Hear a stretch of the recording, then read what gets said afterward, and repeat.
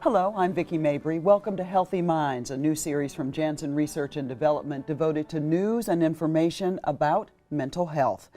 Healthy Minds will explore research about disorders of the brain and offer insights for people who live with brain disorders and for their loved ones. Healthy Minds programs are part of a Janssen global initiative that seeks to accelerate progress in the fight against brain disorders and to eliminate stigma related to them. Our guest expert for Healthy Minds is Dr. Husseini Manji, a psychiatrist and neuroscientist who's head of neuroscience research at Janssen, which is a Johnson & Johnson company. Prior to joining Janssen, Dr. Manji was chief of mood anxiety research at the National Institute of Mental Health, the largest program of its kind in the world. Dr. Manji, thank you for joining us today. We're looking forward to your insights on mental health and advocacy. Now, there's growing interest in achieving brain health, yet brain disorders exert a great burden on society and cause a lot of human suffering. Tell us first about the prevalence of brain disorders in the population. Thank you, Vicki. It's a pleasure to be here to talk about this very important topic. The brain disorders are actually very prevalent, and sometimes we don't appreciate that, in part because we tend to view these things as fairly distinct. For example, Alzheimer's is different from schizophrenia, different from depression, and so on. But the numbers are actually staggering. So today we think that something like 35 million individuals worldwide suffer from Alzheimer's disease, and the numbers are expected to triple by the year 2050 because of our aging population. Schizophrenia affects 1% of the population worldwide, bipolar disorder about 2% of the population worldwide, and major depression, clinical depression, 1 in 5 women at some point in their lives and 1 in 10 men some point in their lives will have this. They're very common. What needs to be done to further research so that we can eradicate or at least better treat these illnesses? A lot needs to be done in terms of research. Just to put things into context, nothing is more complex than the brain. It's been described as the most complex entity in the universe.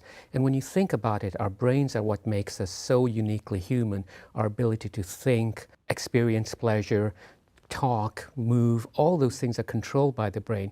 The brain is so complex with billions of nerve cells communicating with each other, and so it's not altogether surprising that research hasn't progressed as far and as fast as we'd like. However, there's no question there have been staggering advances over the last few years in our understanding of how the brain normally functions and then what happens in many of these disease conditions.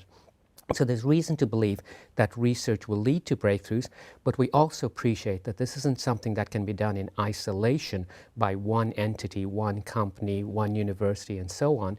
So there's a real need to come together, take this on as a shared societal responsibility, and have governments, companies, universities working together to advance the field.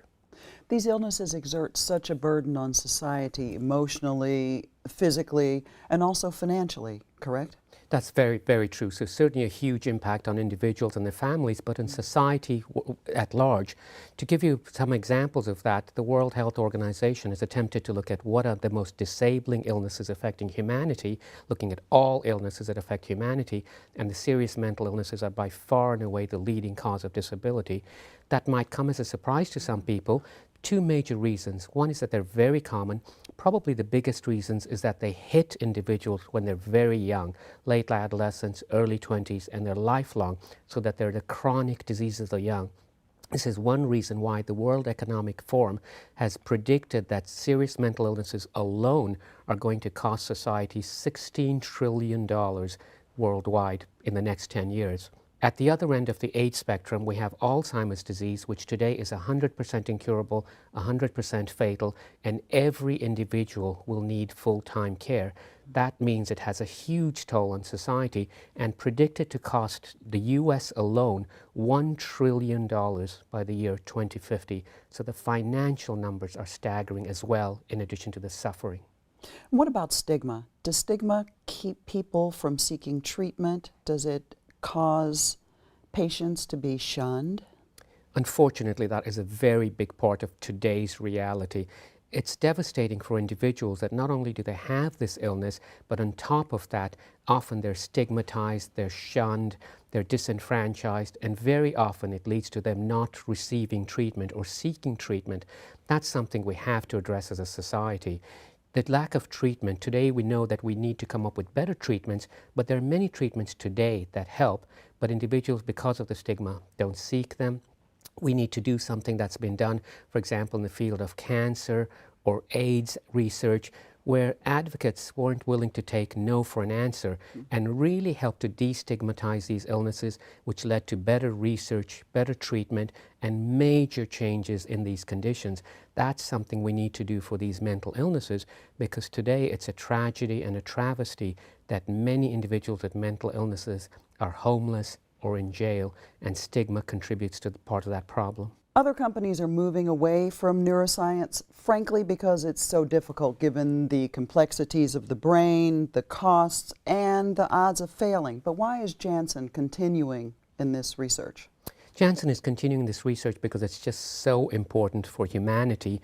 We have a long legacy, more than 50 years, of coming up with better treatments for these brain conditions, starting with the pioneering work of Dr. Paul Janssen, who discovered one of the first treatments for schizophrenia more than 50 years ago. And since then, we've been continuing to make advances for a variety of brain illnesses.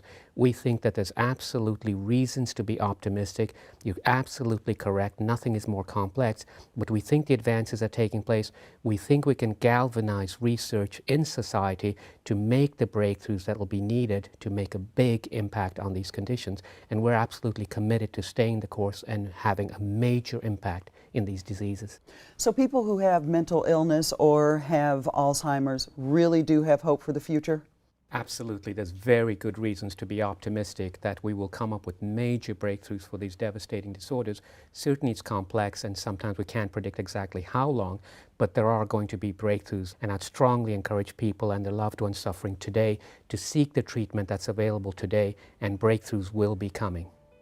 Dr. Manji, thank you. That is absolutely fascinating, and I look forward to talking to you more on the next Healthy Minds segment. Thank you, Vicki. My pleasure.